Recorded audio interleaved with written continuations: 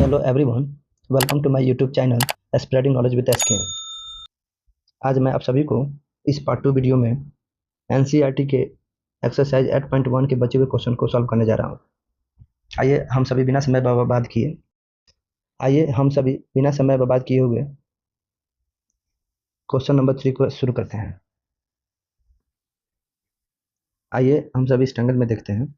पहले इस ट्रायंगल को हम मान लेते हैं let triangle A B C is a right angled at B, in which sin A is equal to 3/4 and angle A is equal to theta। इस triangle का नाम हम रख देते हैं, ऑलरेडी मैंने यहाँ मान लिया है ट्रायंगल ए, और ये ट्रायंगल बी पर राइट एंगल है, so angle B and A C. ये राइट एंगल है और ये ऑलरेडी क्वेश्चन में साइन ए है, इसका मतलब एंगल ए थीटा है। Since sine A is equal to 3/4 है, इसका मतलब फॉर्मूला होता है साइन का p/h। अब इस ट्रायंगल में देखा जाए तो थीटा के जस्ट अपोजिट साइड p होता है और 90 डिग्री के जस्ट अपोजिट साइड वाला हाइपोटेनस होता है, और थीटा के साथ जो इंक्लूडेड साइड होता है वो बेस होता है। सो यहाँ p है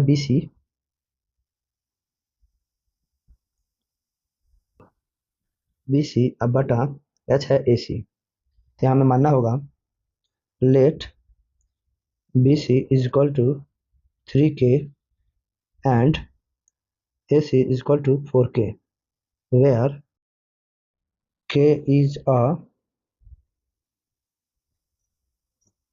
positive integer। BC 3K है और AC 4K है, लेकिन अभी भी हमें AB पता नहीं है, सो AB निकालने के लिए हमें पाइथागोरस थ्योरम का यूज करना होगा। तो बाय यूजिंग पाइथागोरस थ्योरम,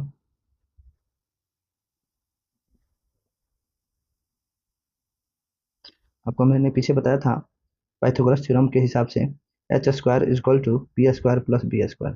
ये सब रफ स्केच है, इसे मैं बाद में मिटा दूंगा, सिर्फ आपको समझाने के लिए बता रहा हूँ, ठीक है। अब यहाँ h क्या है, AC², तो AC² इक्वल टू p² मतलब p यहाँ क्या है BC, सो BC² प्लस b², b यहाँ क्या है AB, सो AB²। अब सब की वैल्यू हम पुट करते हैं। AC की वैल्यू क्या है 4K, so 4K the whole square. BC की वैल्यू क्या है 3K, यहाँ भी दिया है 3K, प्लस AB² की वैल्यू में निकालना है, सो इसकी वैल्यू पता नहीं है, जैसे वैसे लिख देंगे। ये भी रफ स्केच में, सब मैं बाद में मिटा दूंगा। 4K द होल स्क्वायर का मीनिंग है, ये स्क्वायर का मतलब है कि ये स्क्वायर 4 पे भी है और K का भी है, ठीक है। यानी ये पावर 2 जो है ये 4 के लिए भी 2 है और K के लिए भी है। सो 4² करेंगे तो क्या आ जाएगा 16, इंटू K का स्क्वायर करेंगे तो K, यानी इसकी वैल्यू आ जाएगी 16K²। इसी प्रकार से यहाँ आप लिखेंगे, ये रफ स्केच है, ये बाद में हम मिटा देंगे। क्वेश्चन आप लोग सोल्यूशन करते समय इसका इस्तेमाल नहीं करेंगे, सिर्फ मैं समझाने के लिए बता रहा हूँ। ये आप क्वेश्चन कहीं भी बनाएंगे एग्जाम में तो इसका इस्तेमाल नहीं करेंगे, इसका भी और इसका भी। 4K² की वैल्यू हो गई 4 4 जा 16 और K²। इस 4 को मैंने जैसे बताया था वैसे ये 3K का भी होगा, सो 3 पर भी ये पावर 2 है और K पे भी है, सो 3 3 जा 9 और K की स्क्वायर करेंगे तो K² प्लस AB²। अब आपको पता है मैंने पीछे ट्रांसपोजिंग बताया था कि अगर राइट साइड से किसी भी वैल्यू को अगर लेफ्ट साइड लाते हैं तो उसके साइन अपोजिट हो जाते हैं। सो यहाँ प्लस है तो यहाँ माइनस आ जाएगा, तो 16K² minus 9K² is equal to AB²। अब पेज थोड़ा मैं ऊपर खसका लेता हूँ इसे लिखने के लिए। 16K² में से 9K² अब क्रॉस आउट करना है, नहीं घटाना है, सब्ट्रैक्ट करना है, तो आपको 7K² आएगा इज इक्वल टू AB²। आपको पता है मैंने बताया था राइट साइड के अगर स्क्वायर आप हटाते हैं तो लेफ्ट साइड में स्क्वायर रूट आता है, सो √7K²। ए बी का मैंने स्क्वायर हटाया इसलिए यहाँ पे क्या आ गया रूट आ गया। अब मैं इसे थोड़ा आपकी तरफ स्केच में समझाता हूँ, इसे आपको क्वेश्चन में बनाते समय नहीं लिखना है, सिर्फ मैं समझाने के लिए बता रहा हूँ। √7 के स्क्वायर को अगर हम लिखें तो √7 के इंटू के लिख सकते हैं।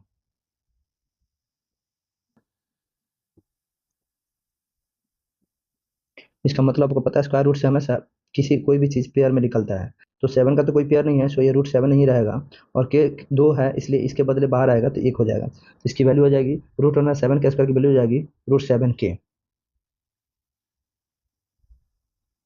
सो √7 K is equal to A B.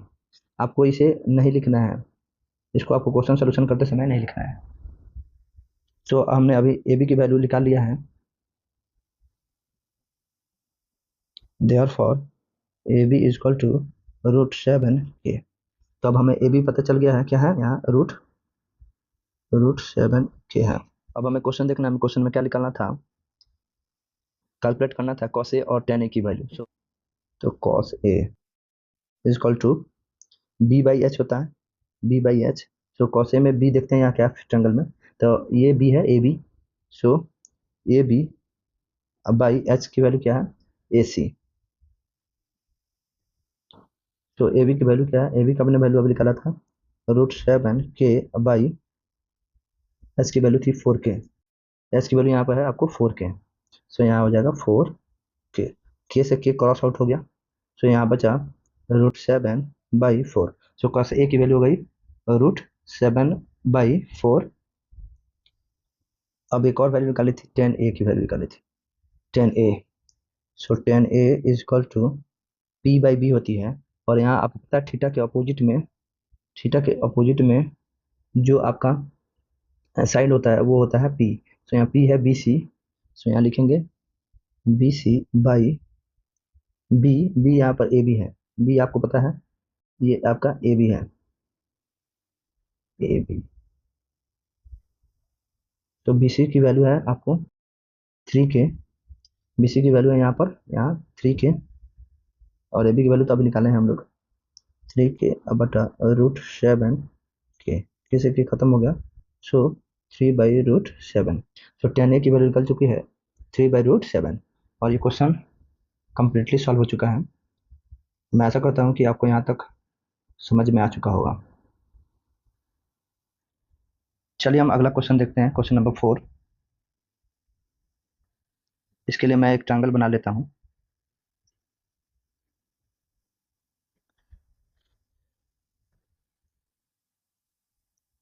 मान लेते हैं कि ट्रायंगल ABC राइट एंगल है बी पे, और यहाँ एंगल ए थीटा है।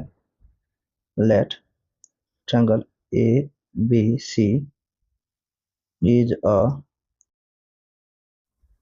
right angled at B in which equal to 8 and angle A is equal to theta. Since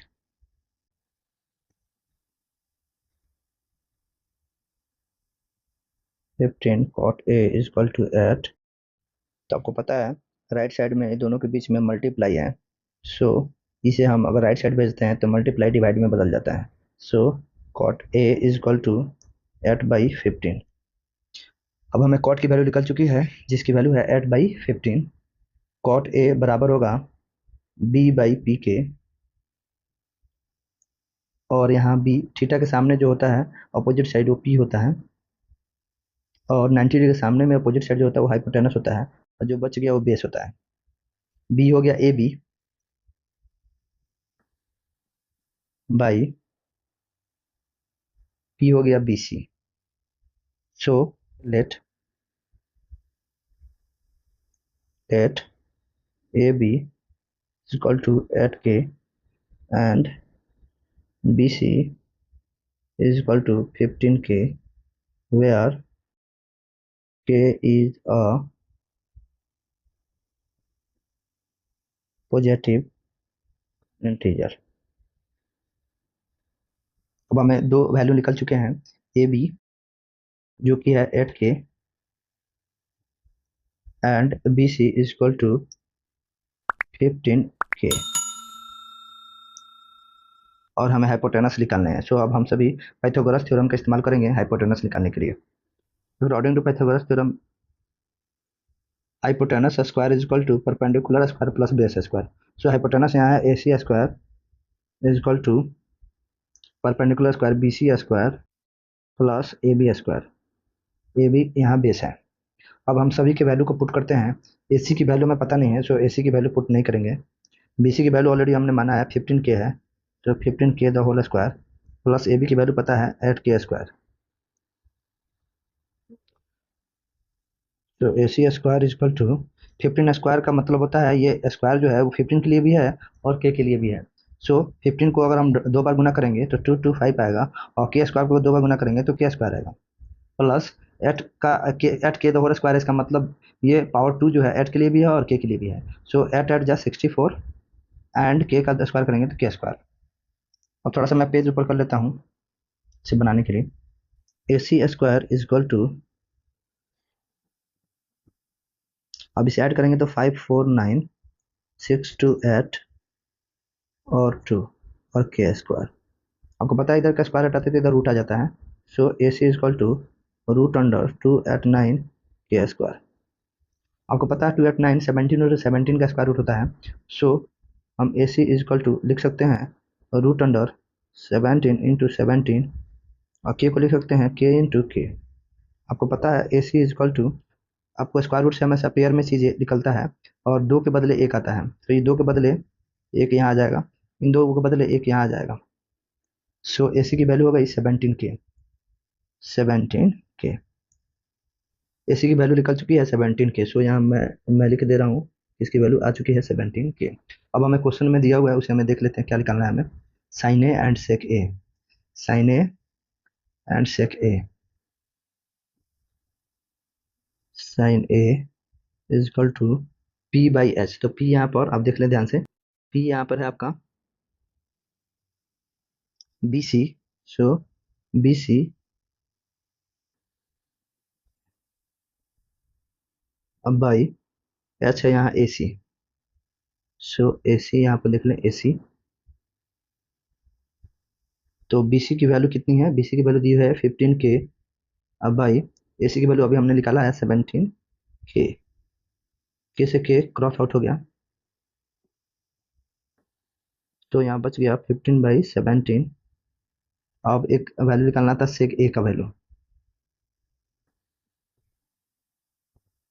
और मैं पेज ऊपर कर रहा हूँ। सेक A इज इक्वल टू, सेक जो है कॉस का अपोजिट होता है।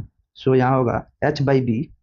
H यहाँ आपका AC था, तो और B यहाँ है AB। सो H की वैल्यू हो जाएगी AC अब बटा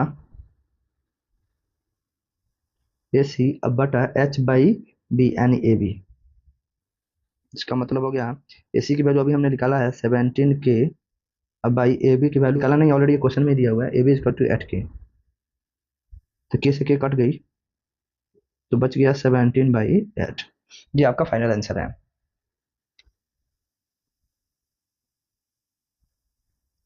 आज के लिए बस इतना ही। अगला क्वेश्चन मैं अगले वीडियो में सॉल्व करूंगा, पार्ट 3 में। ये पार्ट 2 वीडियो है, अगला क्वेश्चन मैं पार्ट 3 वाले वीडियो में सॉल्व करूंगा। यदि आप सभी को मेरा वीडियो पसंद आया हो तो कृपया इस वीडियो को लाइक करें, शेयर करें और मेरे चैनल को सब्सक्राइब करें, ताकि आपको अगला वीडियो आप तक पहुंच जाए।